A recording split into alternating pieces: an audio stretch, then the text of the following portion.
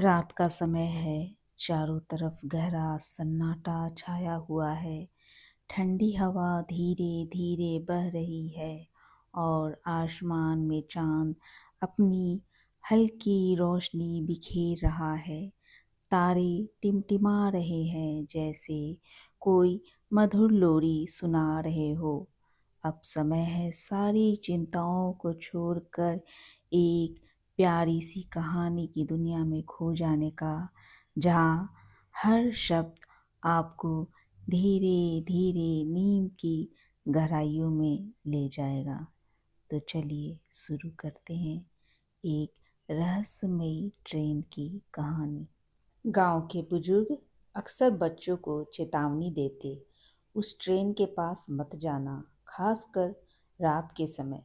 लेकिन जितनी रोक लगती उतनी ही जिज्ञासा बढ़ती। रवि, जो शहर से अपने ननिहाल आया था, इन कहानियों पर यकीन नहीं करता था। उसे लगा कि यह सब सिर्फ डराने के लिए बनाया गया है। एक शाम उसने अपने दोस्त सुरेश से कहा, चलो आज रात उस ट्रेन को देखते हैं, सच क्या है पता लगाते हैं। सुरेश पहले तो डर गया, लेकिन रवि के जिद के आगे झुक गया। आधी रात के करीब दोनों टॉर्च लेकर रेलवे स्टेशन पहुंचे। चारों तरफ सन्नाटा था। हवा में अजीब सी ठंडक थी, जैसे कोई अनदेखी नज़र उन्हें देख रही हो। वह ट्रेन प्लेटफॉर्म के आखिरी छोर पर खड़ी थी। उसकी खिड़कियां टूटी हुई थी और दरवाजे आधे खुले थे। रवि ने हिम्मत करके एक डिब्बे में कदम रखा। जैसे ही वह अंदर गया, एक अजीब सी गंध महसूस हुई, पुराने लोहे और नमी की मिली-जुली गंध। कुछ अजीब लग रहा है, सुरेश ने धीमी आवाज में कहा। रवि ने टॉर्च घुमाई। सीटों पर धूल जमी हुई थी, लेकिन एक सीट ऐसी थी जिस पर धूल नहीं थी, जैसे कोई अभी अभी वहां बैठा हो।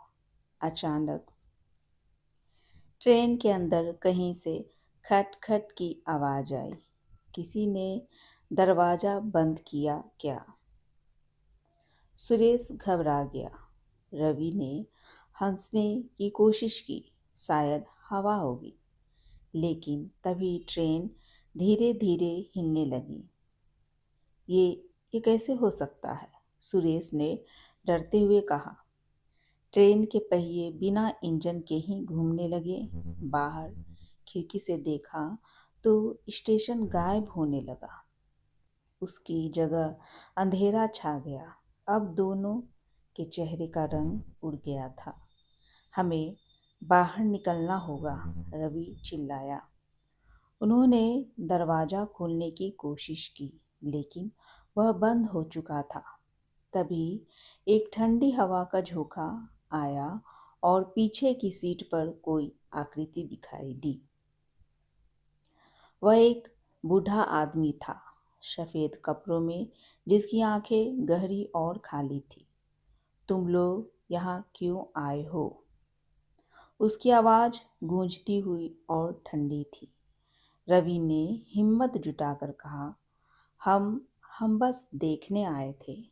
बूढ़ा आदमी धीरे धीरे उनकी ओर बढ़ा। यह ट्रेन उन लोगों को अपने साथ ले जाती है जो इसकी सच्चाई जानना चाहते हैं। सुरेश रोने लगा। हमें जाने दो। बूढ़े आदमी ने हाथ उठाया और अचानक ट्रेन के अंदर की लाइटें जल उठी। अब उन्होंने देखा कि हर सीट पर लोग बैठे हैं, लेकिन वे सभी धुंधले और पारदर्शी थे। उनकी आंखें खाली थी। ये ये सब कौन है? रवि ने कांपते हुए पूछा। ये वही लोग हैं जो कभी इस ट्रेन में चढ़े थे और फिर कभी उतर नहीं पाए। ट्रेन की रफ्तार बढ़ने लगी। खिड़की के बाहर अंधेरा और गहरा हो गया। अगर तुम यहाँ से निकलना चाहते हो, बूढ़े ने कहा, तो तुम्हें अपनी सबसे बड़ी सच्चाई का सामना करना होगा। अचानक रवि के सामने एक दृश्य उभरा। उसने खुद को अपने घर में देखा, जहां वह अपने माता पिता से झूठ बोल रहा था, उनकी भावनाओं को नज़रअंदाज कर रहा था। सुरेश के सामने भी उसका डर सामने आ गया, उसकी कायरता जिससे वह हमेशा भागता रहा। दोनों समझ गए कि यह ट्रेन सिर्फ शरीर नहीं, आत्मा को भी पकड़ लेती है। हमें सच स्वीकार करना होगा, रवि ने कहा।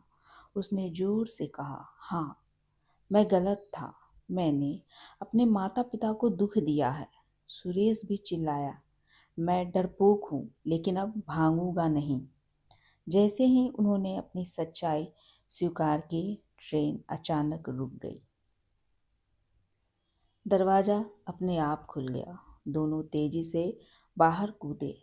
जब उन्होंने पीछे मुड़कर देखा तो वहाँ कोई ट्रेन नहीं थी, सिर्फ खाली पटरी थी। सुबह जब गांव वाले वहां पहुंचे तो रवि और सुरेश बेहोश पड़े थे। जब उन्हें होश आया तो उन्होंने पूरी कहानी बताई। पहले तो किसी ने विश्वास नहीं किया, लेकिन उस दिन के बाद से दोनों बदल चुके थे। रवि ने अपने माता पिता से माफ़ी मांगी और सुरेश ने अपने डर का सामना करना शुरू किया।